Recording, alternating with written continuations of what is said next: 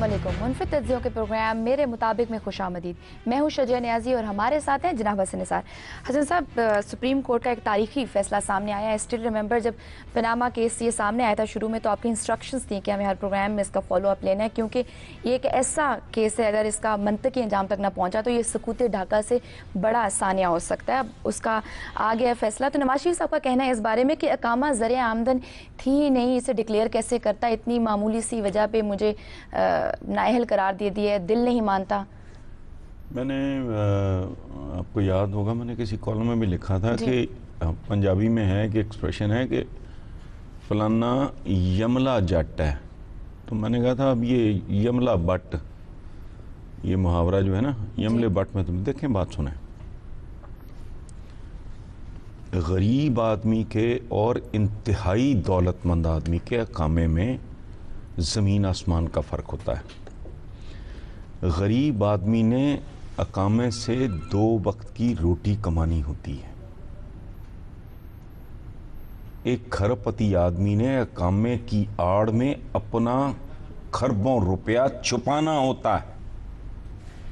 ये लंबी साइंस है और अल्हम्दुलिल्लाह आई वाज सो हैप्पी कि ये हमारे चैनल्स पे डिस्कस हो रहा है। मैं उसकी तफसीलात में जाके बोर नहीं करता, हमारा प्रोग्राम भी बचूंगड़ा सा है तो टाइम लगेगा। ये उन अकामों की आड़ में अपना काला पैसा, अपनी गंदी दौलत छुपाते हैं। और एक और छोटी सी बात, तो क्या छोटी सी बात भाई, आप कैसे आदमी हो, आपने को घर छोड़ा ही नहीं जी। सदर के हाथों आप निकले, फौज के हाथों आप निकले, अब बदलिया के हाथों, अब मैं तो निकालने से रहा। ठीक है, ये एक और बात वो आप ज़हन में रखना, लोग भी ध्यान में रखें। ये जो रेफरेंसेस गए हैं ना, ये अभी तो खेल शुरू हुआ है। राइट। ठीक है, ये फैसले के दिन से बाकायदा पहले वार्म अप हो रही थी टीमें, सही। अब मैच का आगाज हुआ है, देखते जाएं, बड़ा बड़ा भयानक इंकशाफ होगा। लेकिन ये सब कहते हैं अकामा बजाते खुद बहुत बड़ा स्कैंडल और बहुत बड़ा इंकशाफ। ये वही है ना, यमले बट बन के लोगों को मैंने किया क्या है?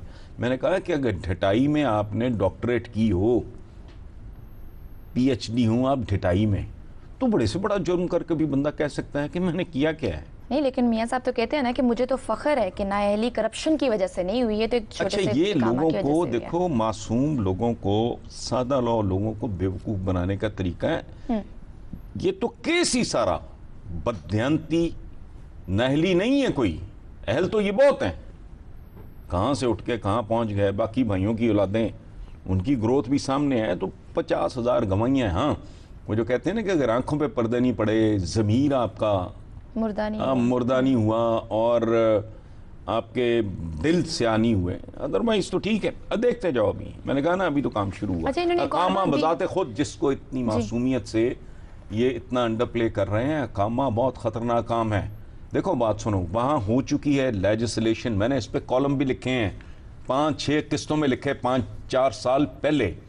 ठीक है, वेस्ट नहीं चाहता कि इस तरह की लूट मार की दौलत आए। उन्हें पता है कि पैसा अल्टीमेटली हमारी तरफ ही आना है, लेकिन ढंग से आए, सलीके से आए।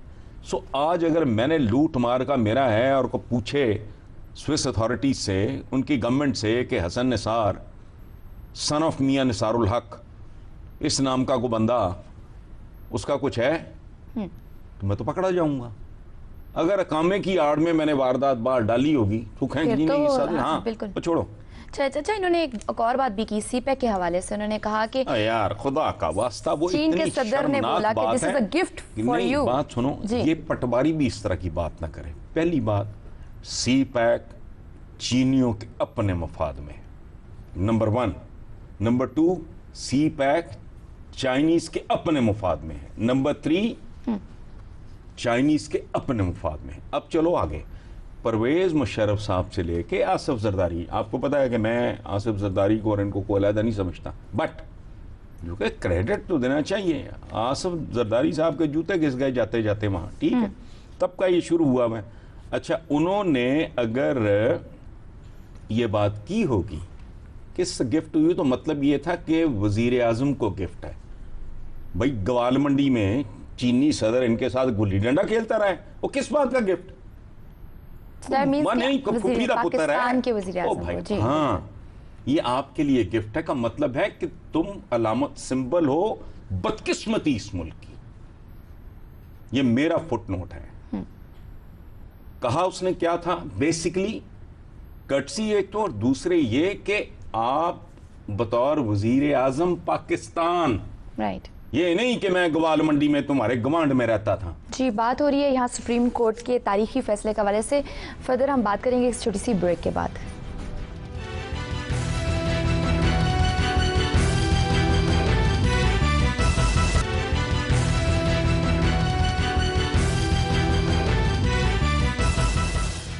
वेलकम बैक टू मेरे मुताबिक साहब। बात हो रही थी पनामा केस के फैसले के हवाले से। अब रेफरेंसेस की बात हो रही थी, जो नैब में 6 रेफरेंसेस गए हैं वो भी कोई छोटे मोटे रेफरेंसेस तो नहीं है। नहीं, वो बहुत अंडे बच्चे देंगे। पुराने ज़माने में हाँ। बूढ़े जो थे ना, वो बच्चों को कहानियां सुनाया करते हैं। तो मैं आपको एक कहानी सुनाता हूँ जी, रेफरेंसेस के हवाले से। ये सच्ची कहानी है। 1859, क्या बोला, 1859, थॉमस ऑस्टन नामी एक शिकारी किसान इंग्लैंड से ऑस्ट्रेलिया गया, अपने वतन वापस गया और 24 खरगोश ले गया। अच्छा, कितने? 24। अब सूरत हाल ये है कि चंद साल पहले तक वो 24 खरगोश 300 मिलियन खरगोशों में तब्दील हो चुके हैं। राइट। उन्होंने ऑस्ट्रेलिया की ज़रई ज़मीनों का हशर नशर कर दिया है और डैमेज कंट्रोल के लिए हर साल ऑस्ट्रेलियन गवर्नमेंट को $100 मिलियन से ज़्यादा खर्च करना पड़ता है। ये सच्ची कहानी है। ये अब उनको ये 24 खरगोश जो 300 मिलियन खरगोशों में तब्दील हुए, और क्या काम दिखा रहे हैं आज। ये 6 रेफरेंसेस वो 24 खरगोश हैं जो 300 मिलियन में तब्दील होंगे और बहुत जल्दी होंगे। सही। हाँ, फिर देखना। ठीक। अच्छा, अगर हम बात करें ट्रांसपेरेंसी इंटरनेशनल लंदन की, तो उनके डायरेक्टर ने भी, डंकन उनके डायरेक्टर, उन्होंने एक बात की है कि बरतानिया में शरीफ ख़ानदानों के असासों की छानबीन की जाए और उन्हें पाकिस्तान को वापस लौटाने का इंतज़ाम किया जाए। एक तरफा है, अच्छी बात है, जाहिर है, इस पे क्या कमेंट करना है। गंदी दौलत, अच्छा, इस पे क्या कमेंट करना, ये तो बताते खुद एक कमेंट है। अब ये गवर्नमेंट ऑफ पाकिस्तान का, हमारे इदारों का काम है कि इस पे प्रोटेस्ट करें, और अब अगली फेज में माल मसरूका, चोरी का माल, ये तो झूठे दावे करते थे ना, पेट फाड़ेंगे तो रस्सा डालेंगे तो ये ले आएंगे। अब चाहिए इनको, जो चढ़े हैं, जिन्होंने चढ़ाई शुरू की है, वो रिकवरियां करें, उस तरफ जाएं, भले आधा ही वापस आए, कुछ तो वापस आए ना, और ऐसा होगा। राइट। अच्छा, एन 120 अब ये तय करेगा वहाँ पे इलेक्शंस के, 120 क्या हल्का एन 120 अब तय करेगा कि नेक्स्ट वजीर आजम जो है वो कौन होंगे। शहबाज शरीफ इसमें सक्सेसफुल हो सकते हैं, नहीं हो सकते। जहाँ पे यास्मीन नवाज शरीफ साहब के मुकाबले पे डॉक्टर यास्मीन राशिद हैं पीटीआई की। पहली बात तो मैं आपको बताऊं कि पहले ही बड़ा कारनामा कर चुकी हैं। ठीक है, खातून हैं, डॉक्टर हैं, खानदानी हैं, ये भी ताना है, ये भी कमजोरी है। अच्छे खानदानी पस मंज़र का होना भी कमजोरी है। अच्छा, पैसा भी अंधा उस तरह का नहीं है, जाहिर है, सफ़ेद पोश हैं, पढ़े लिखे हैं, लेकिन वो कमाल की और गज़ब की और जेन्युइन पॉलिटिकल वर्कर हैं ये खातून। ठीक है, मैं इनके ससुर गुलाम नबी मरहूम, अल्लाह उन्हें ज़री की रहमत करे, वो मेरे भी बुजुर्ग थे, तो मेरा एक ताल्लुक़ है इनडायरेक्ट किस्म का। अगर 3, 4, 5 चीज़ें हो गई तो फिर प्रेडिक्ट करना मुश्किल है। ये मैं आपको आज जो मैं इसको संभाल के फारूक साहब को कहें कि रख छोड़ें, क्या क्या इंश्योर करना ज़रूरी है। धांधली ना हो, जिसके ये चैंपियंस हैं, पैसे का अंधाधुंध इस्तेमाल ना हो। राइट। इन्हें 1-1 लाख रुपए में भी एक खरीदना पड़ा ना, आईडी कार्ड और जो भी है, ये बाज नहीं आएंगे।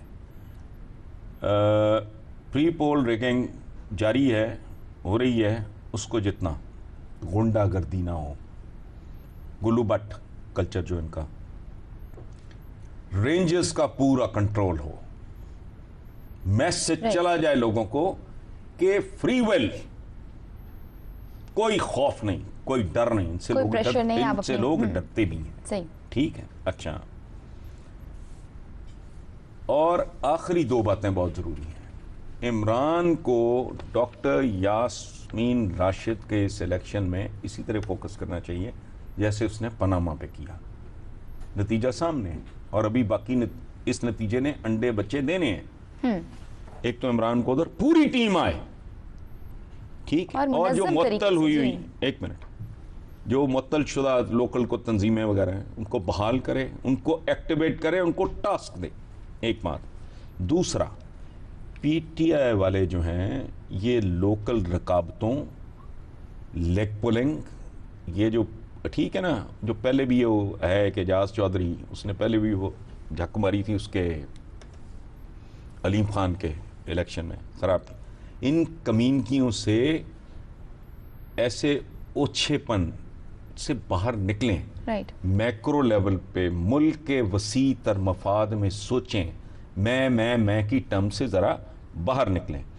अच्छा, ये अगर सारा कुछ हो जाता है तो फिर ये NA 120 है, ये मुझे जी। फिगर्स याद नहीं रहते, उसके हल्के के, इस हल्के के लोगों के शऊर का इम्तिहान होगा। और मैं ज़ाती तौर पे ये समझता हूँ, little I know, very little, मुझे एक्सपोजर नहीं है मेरा इतना लंबा चौड़ा इन इलाकों के साथ, तो फिर मैंने कहा ना कि प्रोडिक्ट करना मुश्किल होगा। ये फोटो फिनिश में ये रेस कोर्स की एक टर्म है, ठीक है, नेक टू नेक कंपटीशन होगा, कुछ भी हो सकता है। राइट। अच्छा साहब, एक छोटी सी ब्रेक लेंगे, ब्रेक के बाद हम यहीं से कंटिन्यू करूंगी, देखते रहिए मेरे मुताबिक।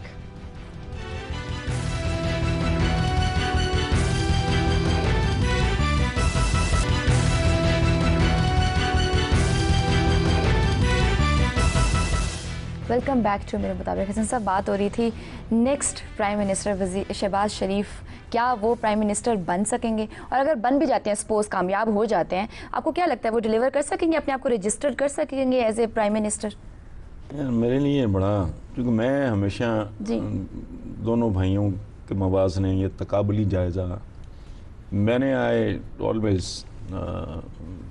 Found him better definitely. वो बैसियत इंसान लोगों को पटाने पटूने में ये वो ज़्यादा अकोमोडेटिंग होते हैं, ये ज़रा सख्त गिर किस्म की तबीयत है। दो तीन बातें हैं, बाज़ औक़ात तस्वीर का एक सर्टन साइज़ होता है, उसमें बड़ी अच्छी लगती है, उसको आप ब्लो अप कर दो, उसका ग्रेन फट जाता है। अब it's going to be a test. अच्छा, एक बात। दूसरे, इनकी जो गवर्नेंस है वो है मीडिया मैन्युफैक्चर्ड गवर्नेंस। 9 साल कोई बंदा हुक्म रहे, लोगों के रवैये तब्दील ना हो, तो वो हुक्मरान कामयाब नहीं है। ये मेट्रो शेट्रो क्या है यार, ये इंजीनियर्स का, मिस्त्रियों का काम है, पैसा आवाम का है, तुम क्या करें मेट्रो बन, ये और लेवल का काम है। लीडरशिप मेरे नज़दीक मुमकिन है शहबाज शरीफ साहब भी दुरुस्त कहते हैं वो डूअर है। भाई वो डूअर पर डू क्या है, मैं डूअर हूं, पर मैं डू क्या कर रहा हूं, मैं चाय बनाई है मैंने, और मुझे तो बंदे बनाने चाहिए, मैं चाय बहुत अच्छी बना रहा हूं। डूअर का क्या मतलब है? अब भाई आपने सड़कें हम कर बना क्या रहे हो? मेट्रो हम हाँ भाई, बना नहीं रहे हैं। सड़कें बनाना नहीं, कौन वो अल्लाह के बंदे, लीडर बंदे बनाता है। लीडर इंसान साजी करता है, किरदार साजी करता है। 9 साल में सूबे के रवैये, कम से कम अर्बन सेंटर्स वही बिल्कुल जैसे सर्कस चलती है, सड़कों पे चल रही है, वही गंदे रवैये हैं, वही बेहुदा पार्किंग है, वही गंदगी के ढेर हैं। ठीक है, ये मेरा डेफिनेशन ऑफ गवर्नेंस ये नहीं है कतन। जबकि हमारे साथ ये नहीं, ये बिल्कुल यार टाइप, ये बिल्कुल टटपूंजे से काम है। ओ भाई, पैसा मेरा तुम्हारा, कोई टाउन प्लानर है, कोई उसका इंजीनियर है, कोई इसका इंजीनियर है, फलाना टमकाना बाहर चला ठोक दिया, क्या ये कौन सी गवर्नेंस है भाई? अच्छा, अब मैंने कहा ना कि तस्वीर एक खास हद तक तो इस सर्टन साइज में बहुत ठीक है, उसको आप बहुत ज़्यादा ब्लो कर दोगे उसका ग्रेन फट जाएगा, मुझे नहीं पता। अब इस तस्वीर का ग्रेन कितना फटता है या नहीं फटता, आई डोंट नो। अच्छा, एक और बात जो मेरे नज़दीक बहुत बड़ा सवालिया निशान है, मुझे अजीब लगता है। शहबाज शरीफ जब बतौर वज़ीर आज़म इस्लामाबाद में दाखिल होंगे, इनके दाएं कंधे पे वजारत उज़्मा का बोझ होगा, और किन हालात में, जिन हालात से हम लोग गुजर रहे हैं, वजारत उज़्मा का बोझ इधर होगा, दूसरे कंधे पे मिनहाजुल कुरान की 14 लाशों का बोझ। अब इस बोझ के साथ वो भागेंगे, दुल्की चाल घोड़ा चलता है ना, या क्रॉल करेंगे, दौड़ेंगे, भागेंगे, चहलकदमी करेंगे या क्रॉल करेंगे जी। ये दोनों बोझ, और बोझ वजारत उज़्मा का, जिसके पीछे रेफरेंसेस के, वो आपने बड़ा खूबसूरत बात की, वो खरगोश 24 में ना जी, वो पीछे हाँ, लगे। उनकी औलादें हैं। अभी सही। आने वाले 2-4 महीने में पता नहीं वो ठीक, 24 खरगोश कहाँ पहुंचे। इसी नोट पे हम अपने प्रोग्राम को खत्म करते हैं। लिखना ना भूलिए MMAD.TV पर। अपना बहुत सा ख्याल रखिए। अल्लाह हाफिज़।